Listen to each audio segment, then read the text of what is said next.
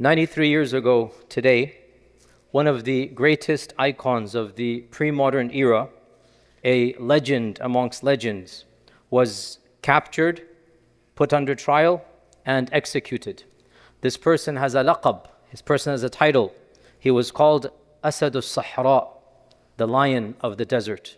And I mean, of course, none other than Omar al-Mukhtar of Libya. 93 years ago today, exactly today, was the day that he was executed by the Italians. So today I wanted to introduce especially our youth to one of the iconic legends of the last century, somebody who continues to inspire the ummah, somebody whose name has become associated with bravery and dignity and courage. But to talk about him briefly, I have to take just one step back and discuss what are the Italians doing in Libya. The Italians colonized Libya. And very briefly, as is typical, the story is so bizarre, you wonder, is this out of a comic book or is it real? But very briefly, as you're aware, France colonized Algeria in the 1840s. And eventually they also colonized Morocco. And when France started getting involved in the Arab world, England felt left out. So England then invaded, and England took over Egypt. And so Egypt is taken over by England. On the Western Front, France has taken over Algeria and Morocco. So the Italians say, it's not fair, we want our piece of the pie as well. And so the Italians, they already had Eritrea, they already had Ethiopia on the west coast, but they wanted something on the same side as the other superpowers that has direct access to the Mediterranean.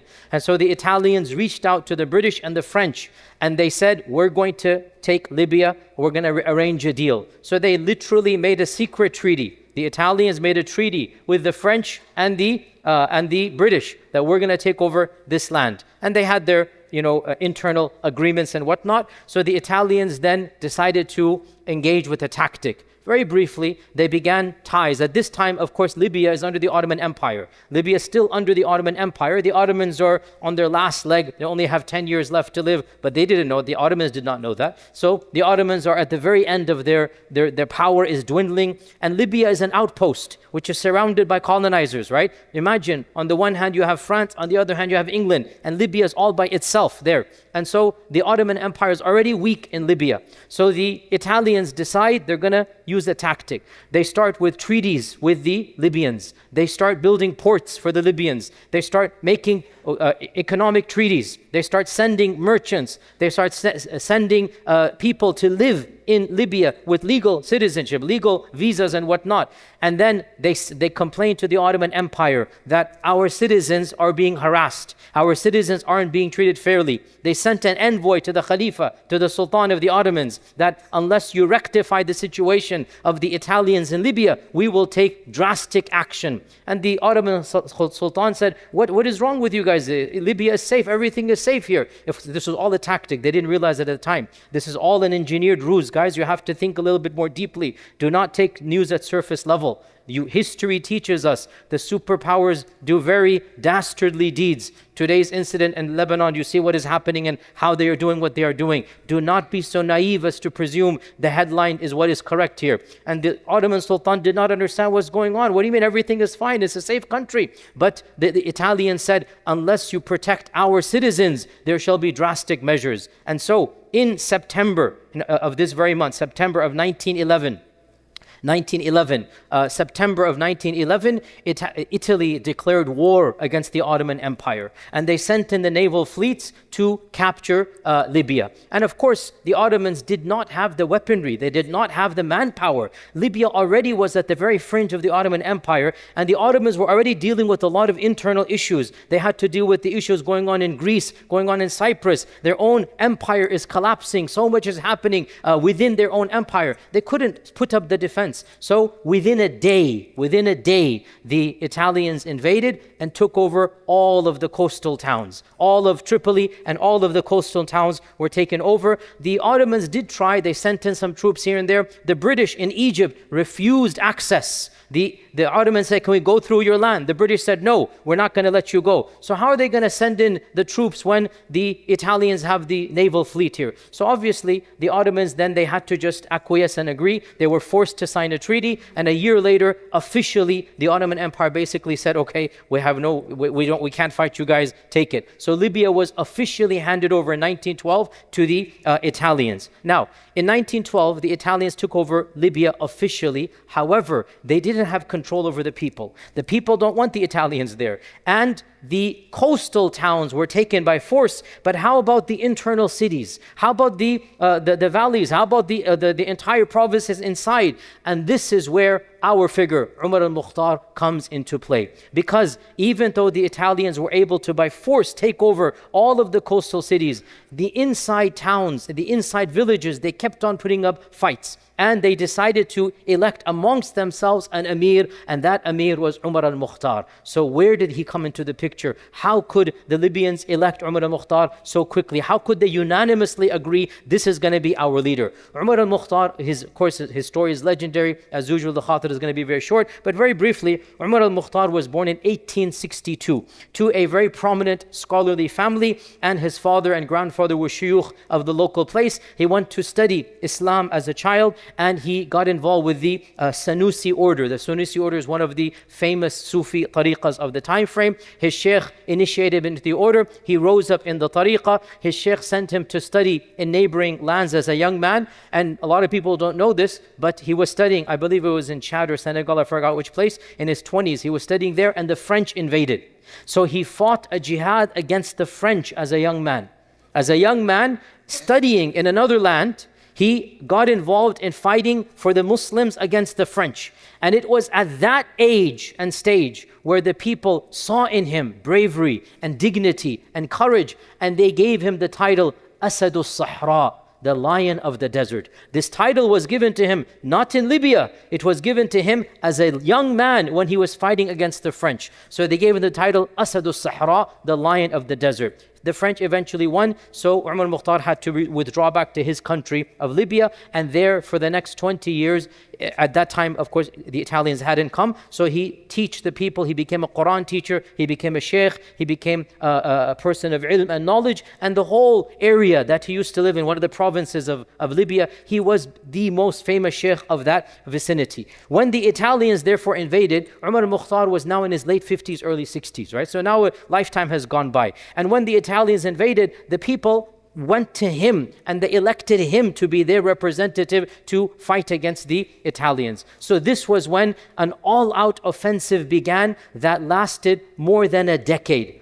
Actually more than 2 decades. Umar al-Mukhtar began fighting the Italians, but how are you going to fight a superpower when you don't have the weaponry, when they are 10 times your number? So Umar al-Mukhtar began doing guerrilla warfare tactics. What is guerrilla warfare? Guerrilla warfare is you cut off the supply lines. Guerrilla warfare is you attack at night the people that are the warriors and the soldiers over there. So guerrilla tactics is not like head-to-head fighting. It is employing tactics where your small quantity comes into effect. Also, because Umar al-Mukhtar knew the land, and because obviously he was a horse rider and he was somebody who knew the desert, he understood the best mechanisms to attack, the best lay of the land to use, and the Italian soldiers could not compete with that level of tactics. And this is why he wreaked havoc in Italian lines. His name became famous in Italy.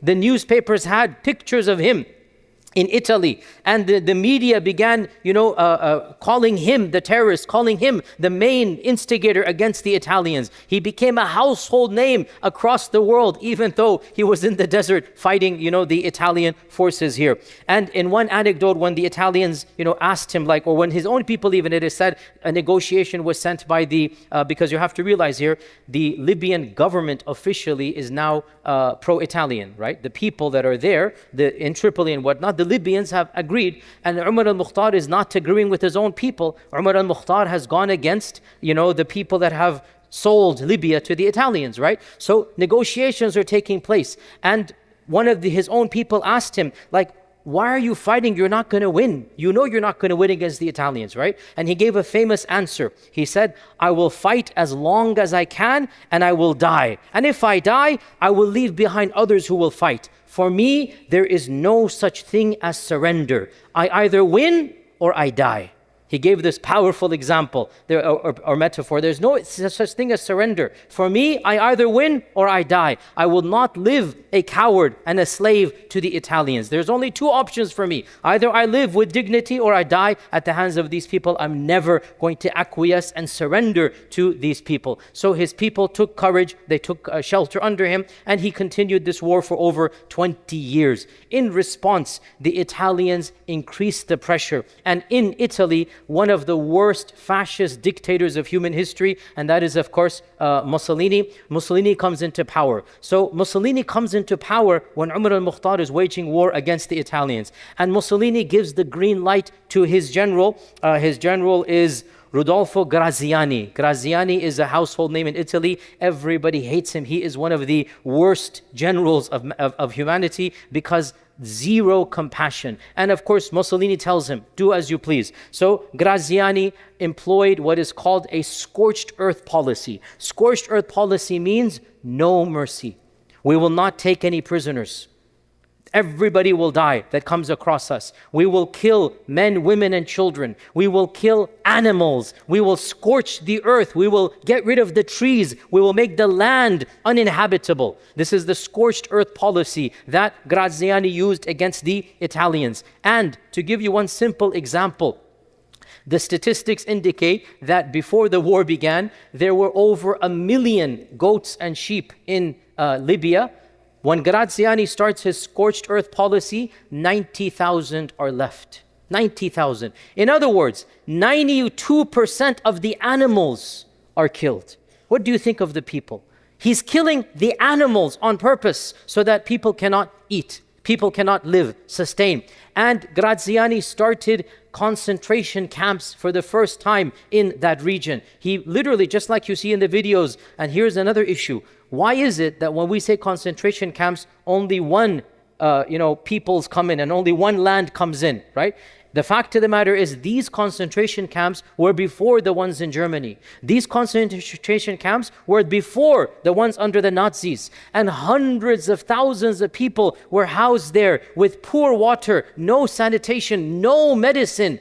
The UN, not the UN, sorry, the other organization, what we call them before the UN, the League of Nations, they estimated over 40% of the people in these concentration camps died. 40%. Because why? They didn't have food, they didn't have water, they didn't have medicine, cholera, typhoid, all types of diseases. There are pictures of these concentration camps. We're talking about 1930, 1931, 1932. There are pictures, there's video footage. But why is it none of our high school kids sees that video footage? Why is it nobody even knows there were concentration camps in Italy under the in Libya under the Italians? Look at it yourself, right? Not to say that what happened in another land is not bad. It is bad as well, but this is also bad. Teach all of history, but selective memory, it has an agenda behind it, right? So the Italians massacred hundreds of thousands of Libyans. Zero mercy, as we said. Women, children, animals are killed. What do you expect is going to happen to and they would mistreat and abuse the prisoners. They would mutilate their bodies and put them, and there's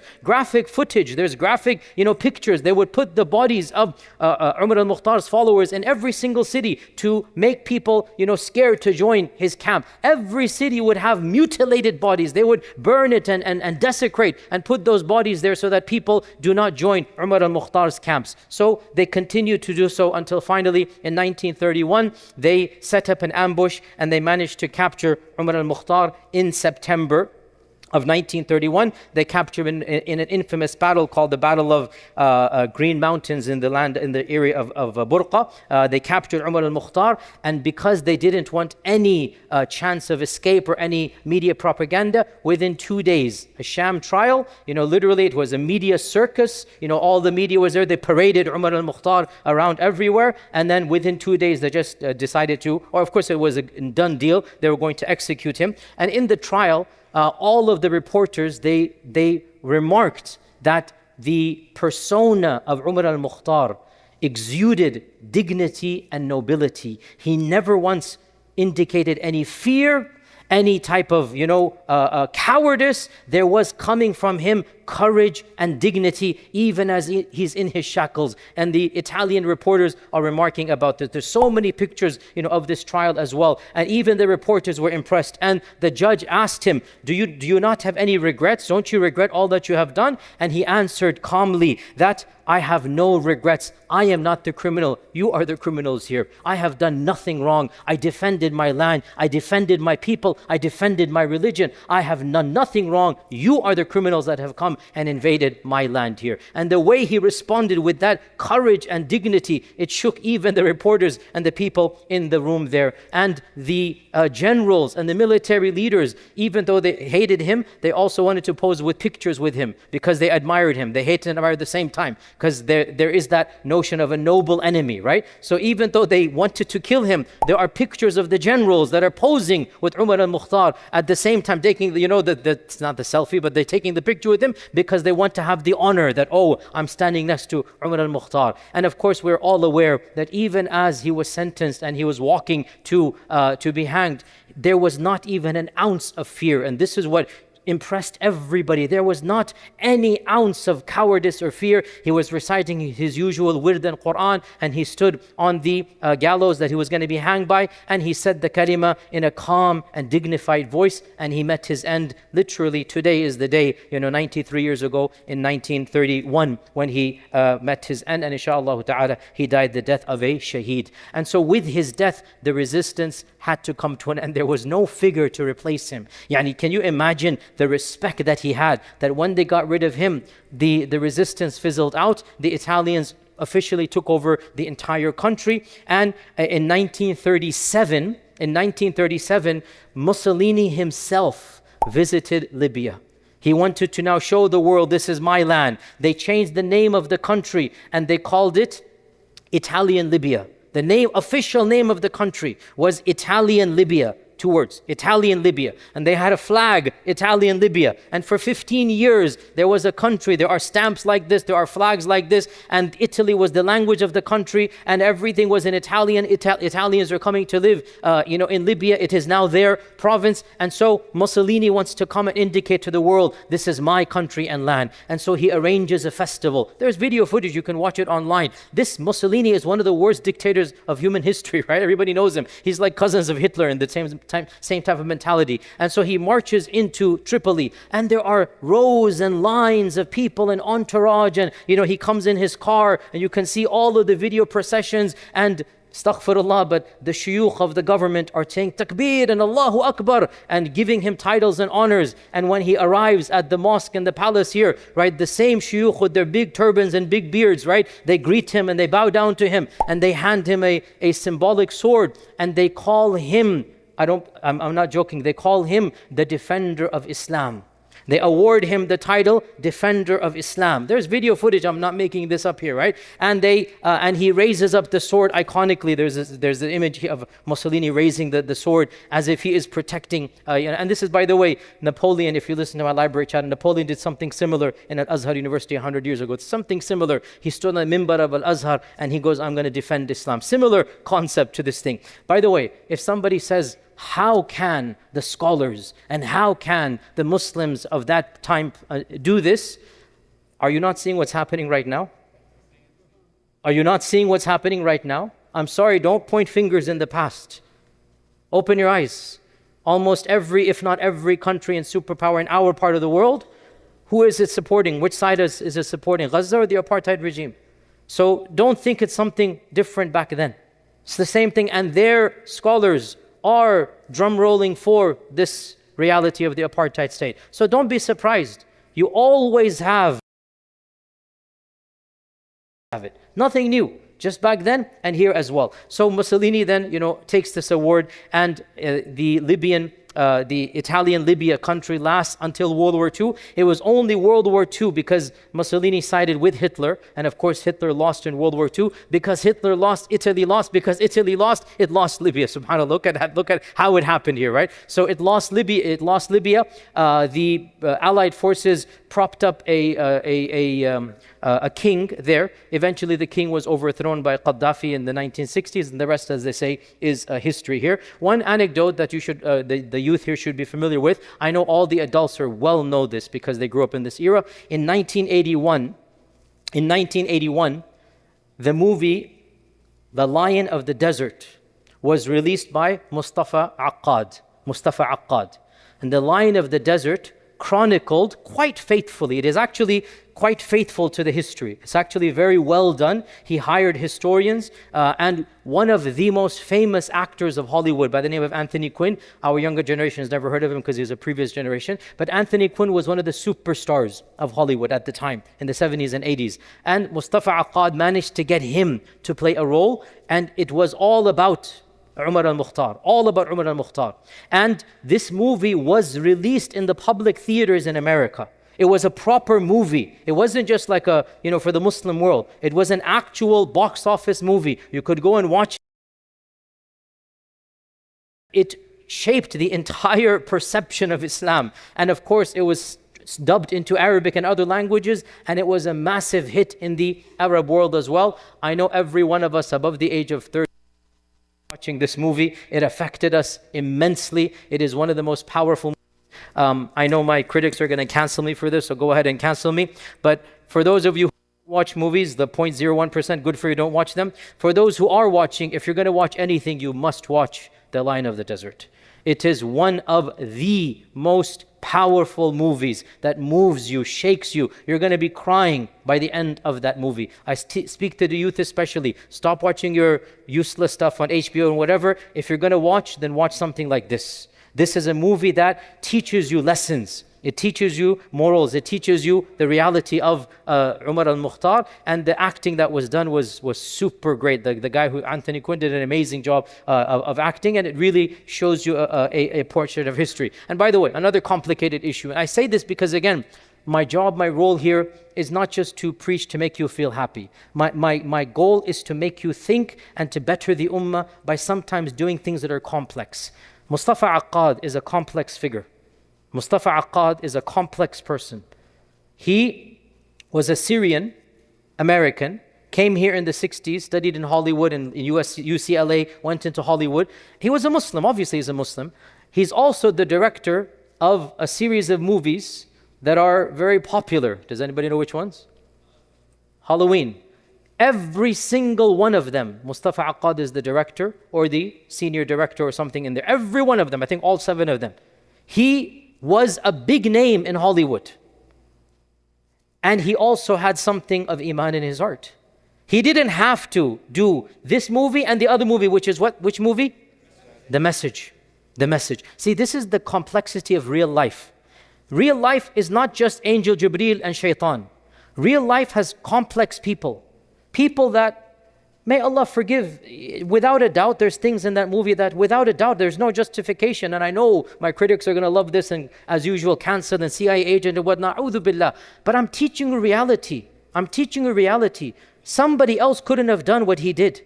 He had the contacts, the means, the skills. Does that justify? I didn't say it does. I didn't say it does. But I'm saying Allah will judge him on the akhirah. Without a doubt, he didn't have to do this. These movies were not lots of money for him. The money was in Halloween. The money was in all those other serials that he did. The money was in the thrillers. He did this out of passion. And in fact, he lost money doing this. He did it, the first movie ever to put Islam in a positive light. The first movie to actually portray Islam. And we all who are of our age and older, we grew up watching this and it influenced us as children. As young men, in these 2 movies, it influenced me as a child, right? And every one of us, we know this. I know our youngsters have never heard of these because the quality is a bit poor. It's, it's not black and white, it's not that old, but it's not, up to cutting edge or whatever you call it, 4K, whatever you call it. It's not, that level of graphics, but it is something that I do. If you're going to watch movies, then these are the ones that actually have some benefit in them. And this is the complexity of real life. Mustafa Akkad had the contacts, the clout, the power to actually do something like this. He used his skill set. Tragically, he died in 2005 in a terrorist attack by Al-Qaeda against people. He was just, in a hotel, and Al-Qaeda blew up in a Muslim land, and Al-Qaeda blew up the hotel, and he was in it. So he actually, inshallah, he died a shaheed in this attack over here. So to conclude, some of the lessons we learned from Umar al-Mukhtar, back to Umar al-Mukhtar, some of the lessons we learned, perhaps bittersweet. Victory is not promised in this dunya. Umar al-Mukhtar did not gain political victory. But that is not the ultimate victory. The ultimate victory is first and foremost in the eyes of Allah, and then in the qulub of the mu'mineen. And if you look at it that way, without a doubt, Umar al-Mukhtar is the victor. Does anybody know the name of the shuyukh that handed the sword to Mussolini? These were the shuyukh al-Islam. These were the shuyukh al-Islam. These were the ones with the photos. These were the ones in the media. These were the ones at the time you would think these are the big shots. And what has happened to them? Nobody even knows their names. And the one that was taken as a criminal, and the one who stood in front of the court with his hands tied, and the one who was dragged to be hanged, that is the one who has love in the hearts of the entire ummah. Is that not a victory? This is what you call victory. And Allah subhanahu wa ta'ala grants victory with iman, with taqwa, with ikhlas. Do not judge victory by this dunya. Do not judge victory by likes on a YouTube video, by popularity in this dunya. It means nothing. Means nothing. At that time frame, those people who handed the swords, they were the ones who were the most popular. They were the ones who were considered Shaykh al-Islam and the Mufti of Libya and this and that. And subhanallah, people don't even know they existed now. And this is the legacy of Allah subhanahu wa ta'ala. Victory is given because of what is inside. Even if you lose the dunya, Umar al-Mukhtar didn't gain the political freedom that he wanted, but he died a dignified death. He died the death of a courageous man, the death of a shaheed. He died the death of a Asad al-Sahra, the lion of the desert. And because he lived the life of a lion and he died the death of a lion, Allah Azza wa Jal preserved that legacy. So, O Muslim, do not be deluded by the temporariness of this dunya. Be firm, be persistent, be courageous, speak the truth, never give up the upper ground. And وَالْعَاقِبَةُ لِلتَّقْوَى, the end result will always be for taqwa. May Allah subhanahu wa ta'ala grant Umar al-Mukhtar the highest place of Firdaus al-A'la, and may Allah subhanahu wa ta'ala resurrect us with him on the day of judgment. Wassalamu alaikum wa rahmatullahi wa barakatuh. فيا ذلي ويا خجلي إذا ما قال لي ربي أما استحييته تعصيني ولا تخشى من العتب وتخفي الذنب عن خلقي وتأبى في الهوى قربي فتب مما جنيت عسى تعود إلى رضا